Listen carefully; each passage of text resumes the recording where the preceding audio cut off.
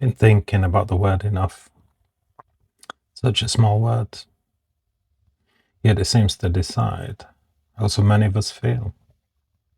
Bigger house, newer car, better job, little more money, just a little more. And it's strange. The finish line has a habit of moving. You finally reach the thing you thought would make you happy, and life whispers, what next? I wonder, does enough even exist? Or is it something we have to choose? Notice something about children. Give them a cardboard box and they'll disappear into their imagination for hours. Give the same box to an adult and they'll ask what the thing inside it is. When did we stop seeing possibility and start seeing packaging? Isn't that strange?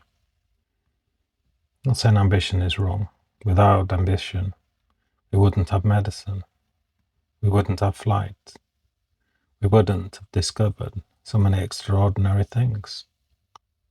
Just wondering where ambition ends and comparison begins. Because they're not the same thing. One helps us grow. The other convinces us we'll never have enough. Caught myself doing it. Maybe you have too. Then I remember something.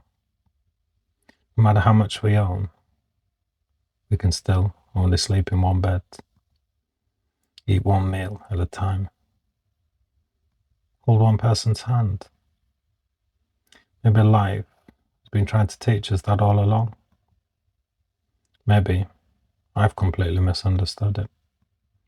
Either way, probably still be thinking about it tomorrow. Maybe you will be too. Been thinking about safety, not danger, but safety. For most of human history, people worried about surviving the day. Food, shelter, disease, winter. Those weren't stories, they were everyday life. And today, most of us lock the front door, turn off the lights and expect to wake up tomorrow.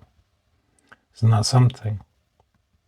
We build homes that keep us warm, medicine that keeps us alive, cars that are safer than ever.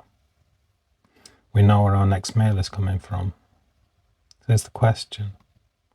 Why do so many of us still feel uneasy?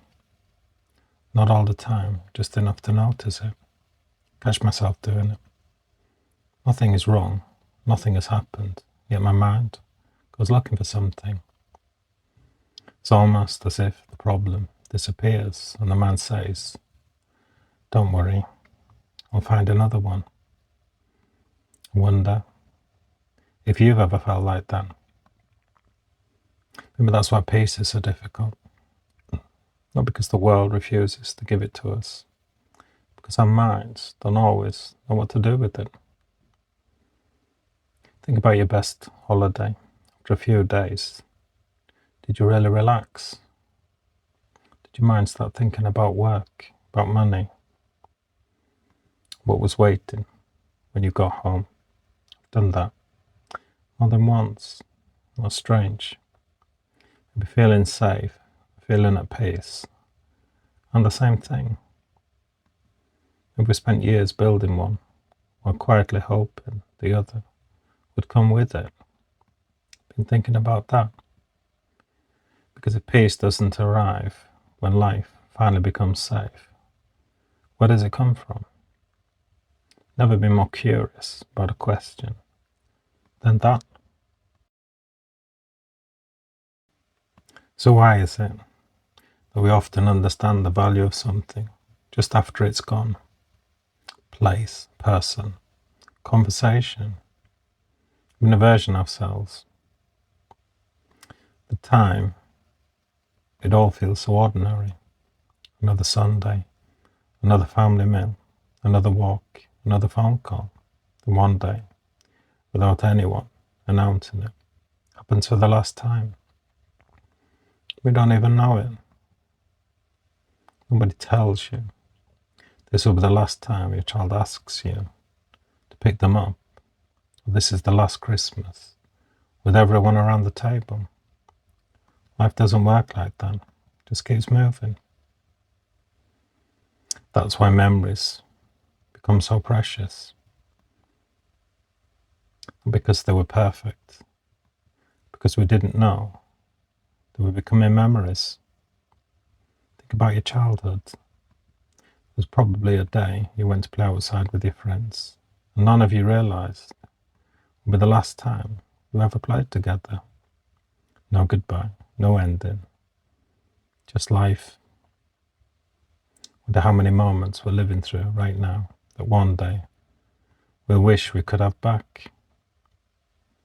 Maybe that's why older people sometimes smile, things younger people barely notice. It's not because they've seen more, because they've lost more. It changes how you look at ordinary days.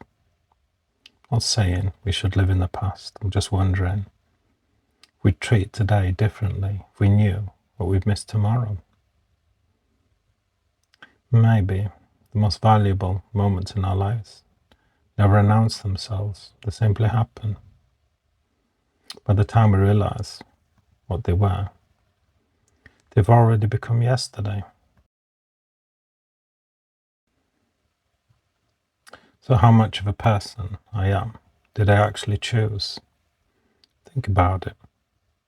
The words you use, the music you like, the food you eat, the clothes you wear, even the opinions you hold. How many of them did you choose? And how many simply arrived? We inherit more than our parents' eyes.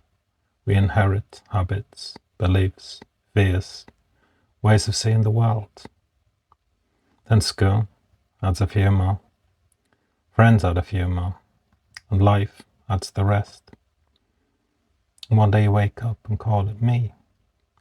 Isn't that strange? Wonder how often we say, this is just who I am now. This is who I've become. There is a difference, a big one. Still catch myself saying, always been like this, then I stop, have I? But just repeated something till it felt true.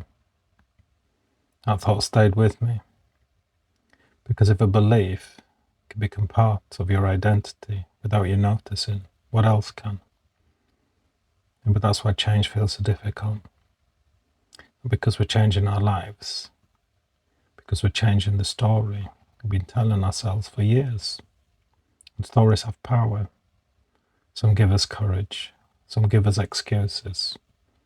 Most do a little of both.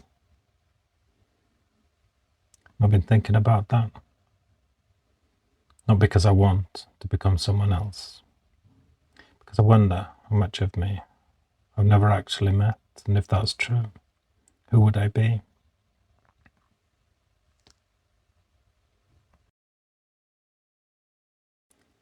Been thinking about speed. It's not the speed of cars or trains, but the speed of life. Because everything feels faster now. A website takes a few seconds to load. We become impatient. Someone doesn't reply, we start wondering why. If the queue is too long, we look for another. And it's strange, becoming incredibly good at removing waiting. But I wonder what waiting was teaching us. Think about a seed. You ask it to hurry. Think about a child. You can't rush them into adulthood. Think about trust. It arrives slowly, or it doesn't arrive at all. Some things refuse to be hurried. It's not something. I sometimes wonder if we're trying to live life at the speed of technology. But we're not technology, we're people. Conversation can't be downloaded. Grief can't be skipped. Love can't be fast forwarded. Neither can healing. Maybe that's why we feel tired.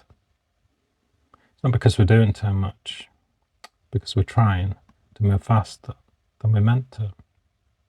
I've noticed something. The moments I remember most were never rushed. Meal that lasted too long.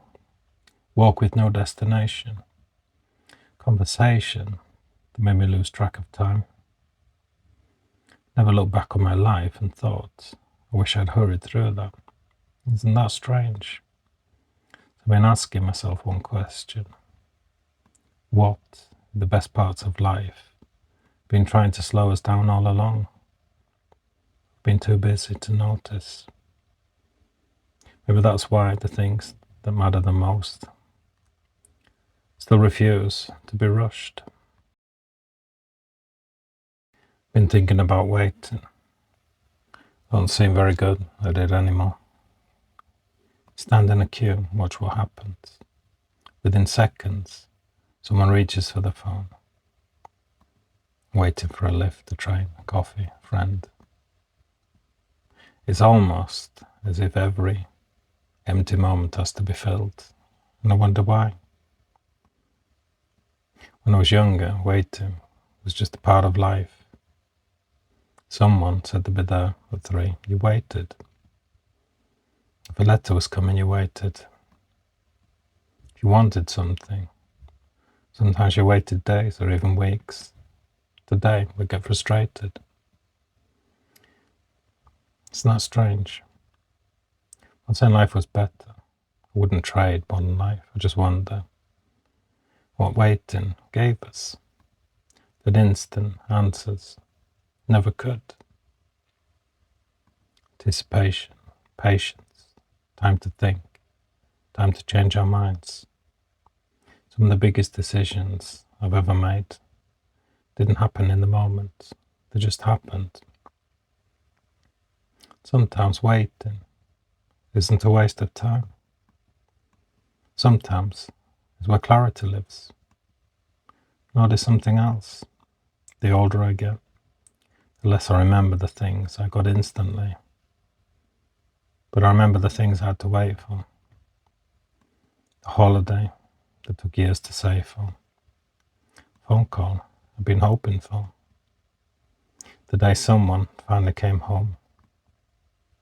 So maybe waiting doesn't reduce the value of something. Maybe it gives it value. I've been thinking about that.